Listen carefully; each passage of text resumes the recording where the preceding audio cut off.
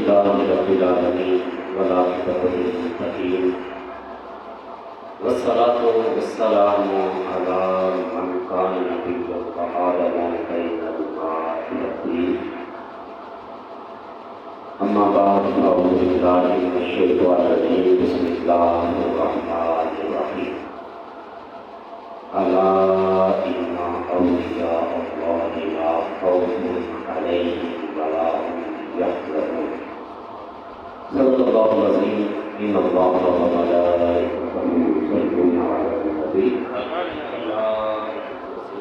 آمنوا صلوا عليه وسلموا تسليما. اللهم صل على سيدنا مولانا محمد وعلى آل سيدنا مولانا محمد وبارك وسلم. الصلاة والسلام عليك يا سيدي يا رسول الله وعلى آلك وصحبه.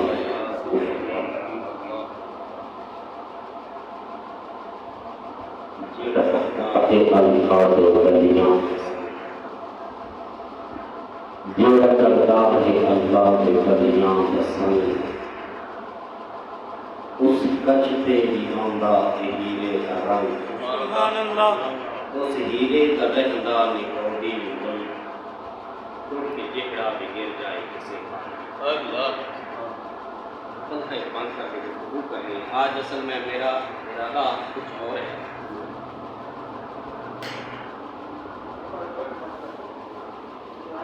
درود پاک پڑھیے. صلاۃ والسلام علیک یا سیدی یا رسول اللہ وعلی آلہ وصحبہ یا رسول اللہ. جو آیہ کریمہ میں نے پڑھی ہے یہ اولیاء کرام کی شان کے اندر ہے، اور یہ میرے منصب کا تقاضا ہے کہ اس کا حق بھی ادا کیا جائے. فی زمانہ اس موضوع پہ گفتگو کرنا انتہائی مشکل کام ہے، لیکن مجھے اس بات سے غرض نہیں ہوتی کہ مجمع زیادہ ہو یا کم ہو.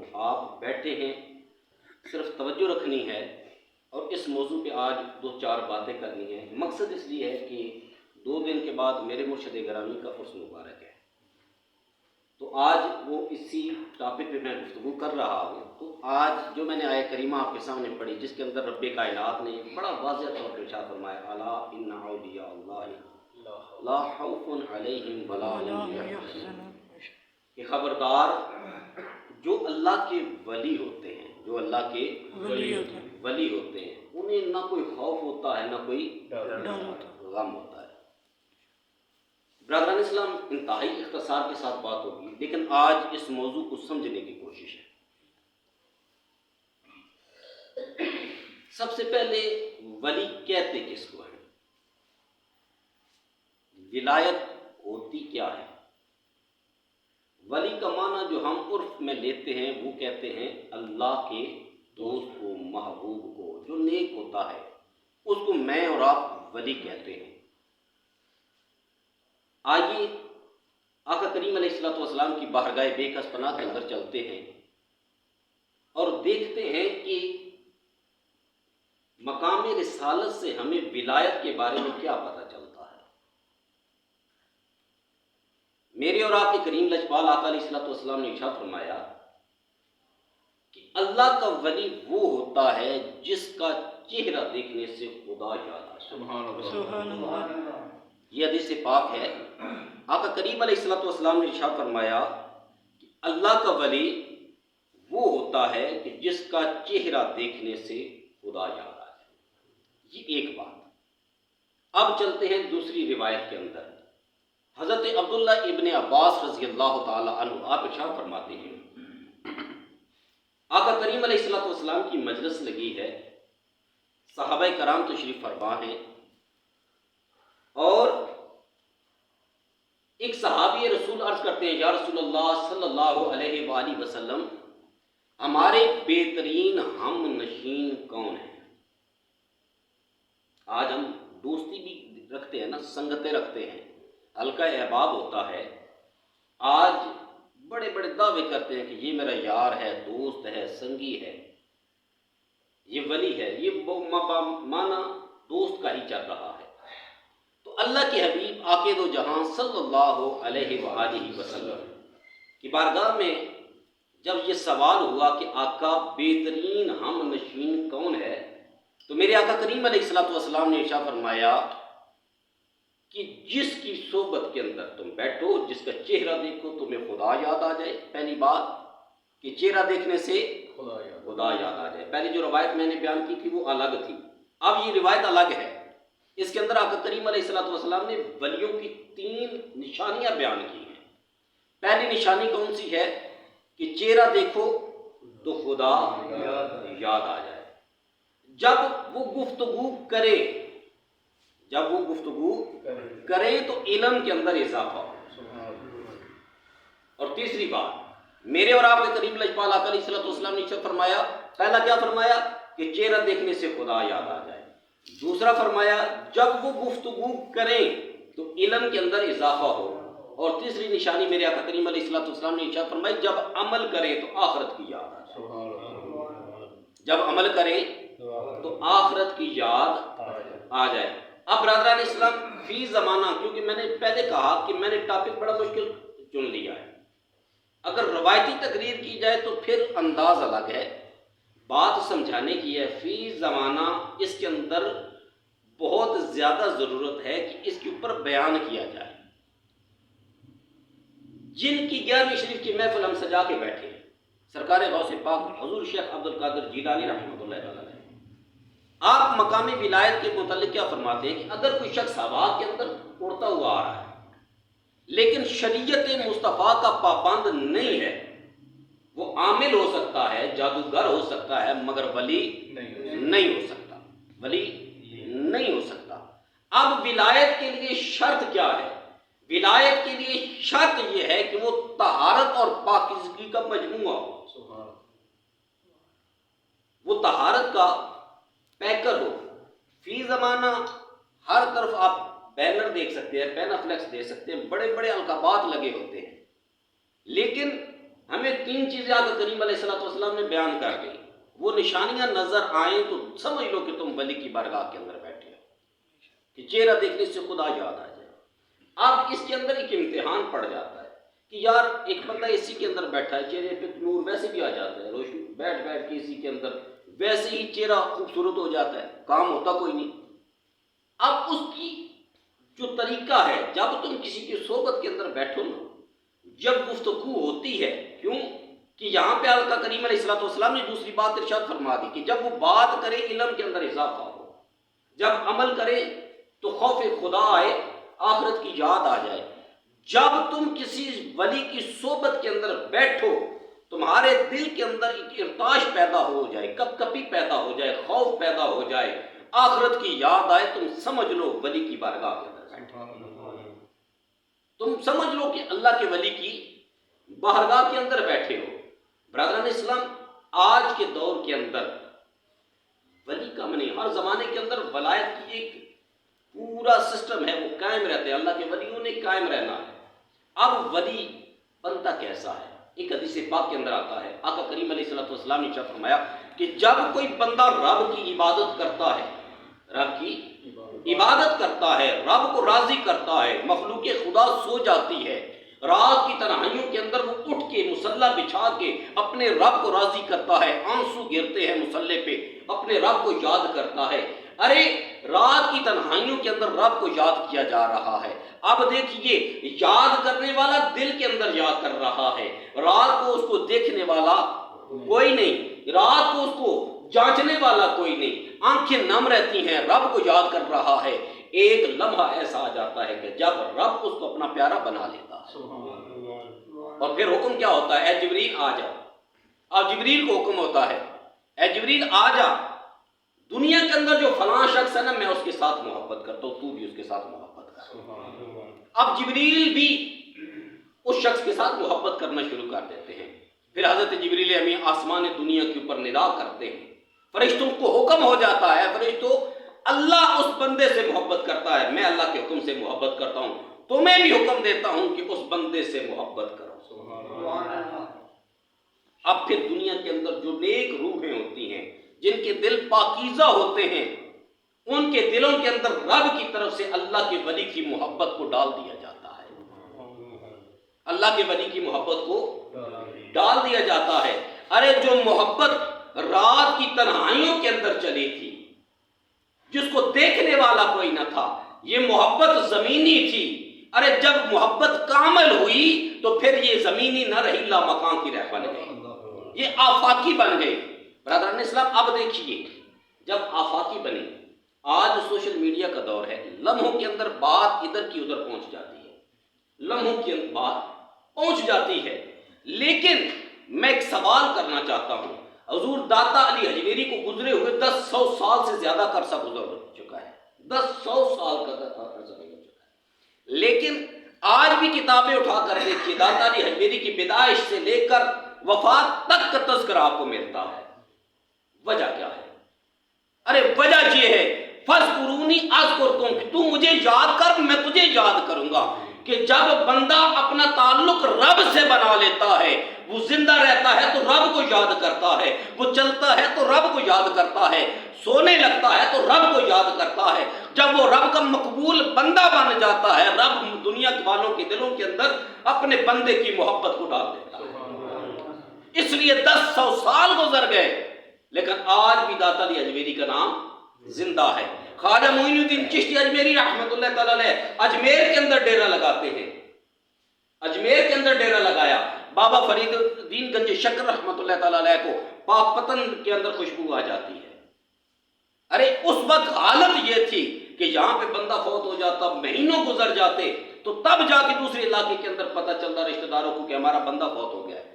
پیدل سفر تھی، کچھ چیز نہ تھی۔ تو برادران اسلام، یہ توجہ کیا ہے؟ یہ رب کا فضل ہے، یہ رب کا فضل ہے، تب جا کے اس پہ کرم ہوتا ہے اور پھر یہ محبت کی خوشبو پھیلنے لگتی ہے۔ اور برادران اسلام اب دیکھیے، حضور بابا جی کا سموڑوی رحمۃ اللہ تعالیٰ علیہ نے ڈیرا کہاں لگایا؟ پہاڑوں کے اندر۔ جب پہاڑوں کے اندر ڈیرا لگایا، خوشبو پھیلتے پھیلتے کہاں چلی گئی؟ پوری دنیا کے اندر پھیل گئی۔ اللہ کے ولی لگاتے ڈیرا وہاں ہیں جہاں پہ دیکھنے والا کوئی نہیں ہوتا، لیکن جب مخلوق خدا کے دل کے اندر میرا رب محبت ڈال دیتا ہے، مخلوق کھینچی چلی جاتی ہے۔ اور آج اس مبارک ہوتا ہے نا، جہاں پہ میں ایک پوائنٹ دینا چاہتا ہوں، ایک چیز بیان کرنا چاہتا ہوں۔ مجھ سے یہ سوال ہوا کہ آج اسٹیجوں سے عرس مبارک کے متعلق وضاحتیں کیوں نہیں آتی؟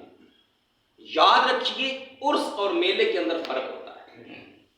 عرس کہتے ہیں کہ جب کوئی ولی دنیا سے رخصت ہوتا ہے، اس کے رخصت ہونے کے دن کو ہم عرس کی حیثیت سے مناتے ہیں۔ اس دن تلاوت کلام مجید ہوتی ہے، اس دن اللہ کا ذکر ہوتا ہے، اس کے حبیب پہ درود و سلام پڑھا جاتا ہے، تقاریر ہوتی ہیں، پھر لنگر تقسیم کیا جاتا ہے۔ یہ عرس کی ایک حیثیت ہے۔ لیکن جہاں پہ میلہ ٹھیلا ہو، جہاں پہ ڈھول ڈمکے ہوں، وہاں پہ عرس نہیں ہوتا، ان کا اور رنگ ہوتا، اور اہل سنت کا اس کی چیز کے ساتھ کوئی تعلق نہیں ہے۔ برادران اسلام، آئیے، ولی کی جب ہاتھ کے اندر طاقت آتی ہے، جب تعلق رب سے ہو جاتا ہے، پھر اللہ کے ولی کو طاقت کیا ملتی ہے؟ سوچنے کی بات ہے۔ ہمارا تعلق کسی MLA MPA یا کسی کونسلر سے ہو جائے تو ہم اپنے گاؤں کے اندر، اپنے محلے کے اندر بڑے اکڑ کے چلتے ہیں کہ میرا تعلق فلاں بندے سے ہے اور بڑا قیمتی تعلق ہے۔ کبھی کسی SHO کو کال کی جاتی ہے کہ میں فلاں کا بڑا قریبی بندہ بول رہا ہوں۔ یہ میری سادی سی گفتگو ہے، اگر کہتے ہیں تو میں انتہائی پروفیشنل تقریر نہیں کر سکتا، لیکن میں یہ چیزیں سمجھانا اس لیے چاہ رہا ہوں کہ جب بندے کا تعلق عام دنیا کے اندر کسی سیاسی شخصیت سے ہو جائے تو وہ اپنی طاقت کا اظہار کرتا ہے۔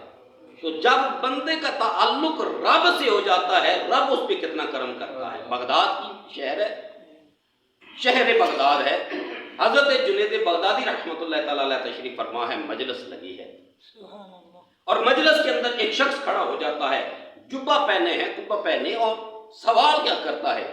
سوال کرتا ہے، اے جنید بغدادی، میں نے آقا کریم علیہ الصلوۃ والسلام کی ایک حدیث پاک پڑھی ہے، مجھے اس کا مطلب سمجھ نہیں آیا، مجھے بات سمجھا دیجیے۔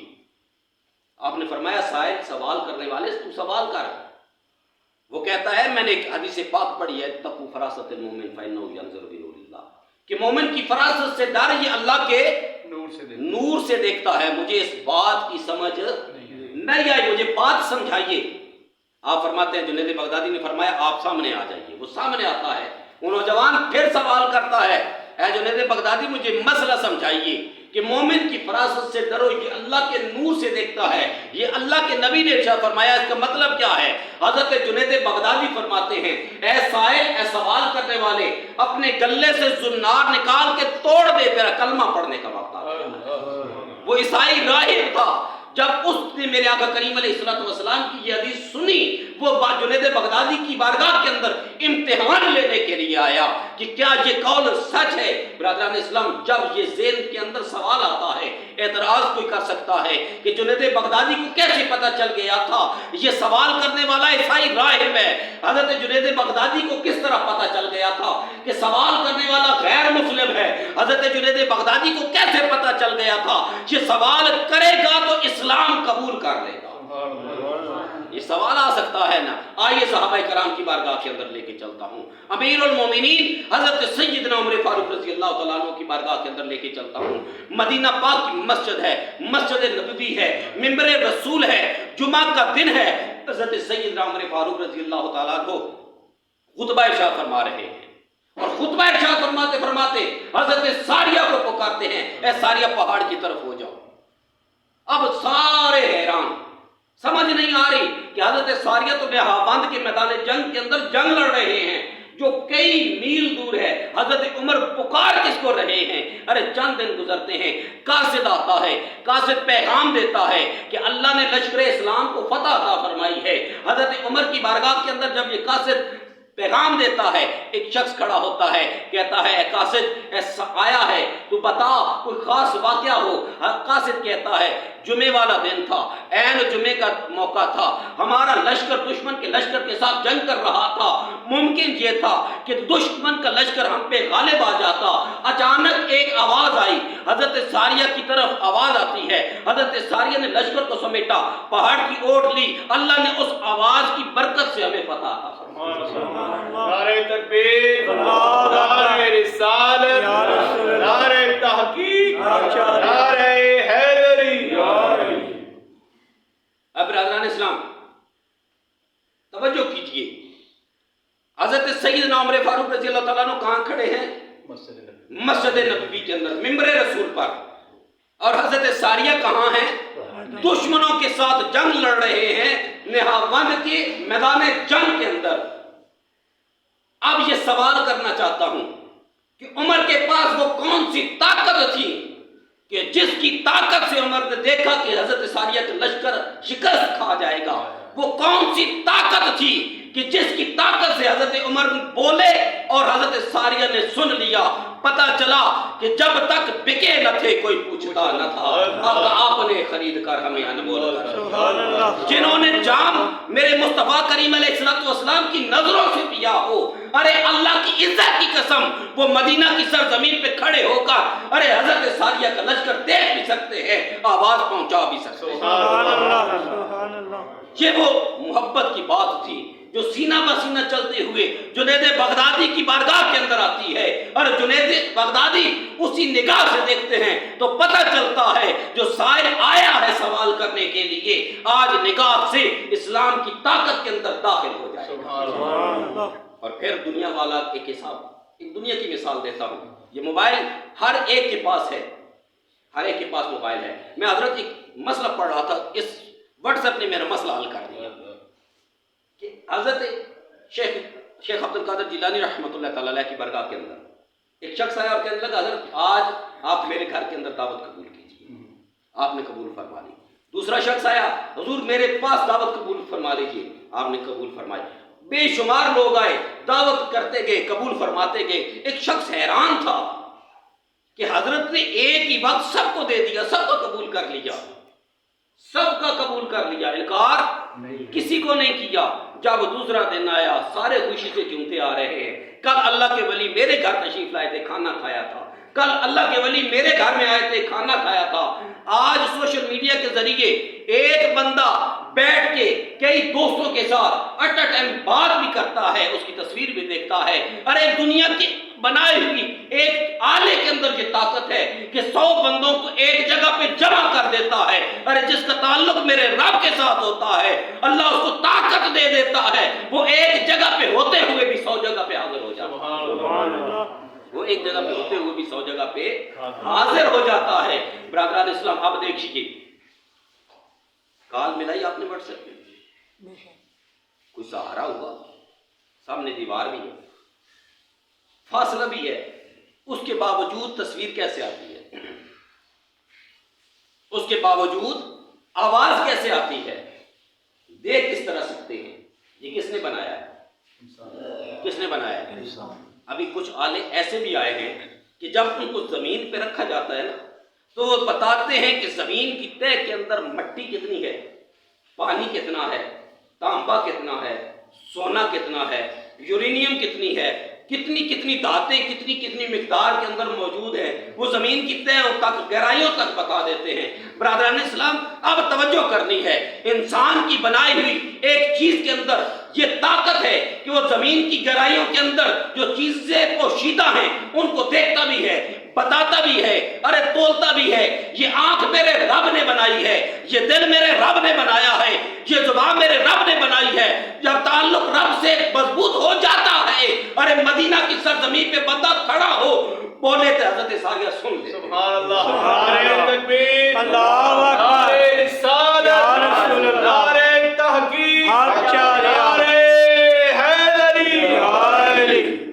برادران اسلام اب دیکھیے، ہم اللہ کے ولیوں کی بات کر رہے ہیں، ہم اللہ کے ولیوں کی بات کر رہے ہیں، عاملوں کی بات نہیں کر رہے، کاملوں کی بات کر رہے ہیں جو کامل ہوتے ہیں، جن کے در پہ جاؤ تو تمہیں نماز کی بھی تلقین کی جائے، تمہیں روزے کی بھی تلقین کی جائے، تمہیں نیک اعمال کی بھی تلقین کی جائے. ہم بات ان کی کر رہے ہیں، ہم ذکر ان کا کر رہے ہیں. برادران اسلام اب بات سمجھ آئی کہ آنکھ دیکھتی کیسے ہے، آنکھ دیکھتی کیسے ہے. اب دیکھیے، ہم ساری زندگی کس کو اچھا کرتے ہیں؟ جسم کو اچھا کیا. طاقت کس کو دی؟ جسم کو دی.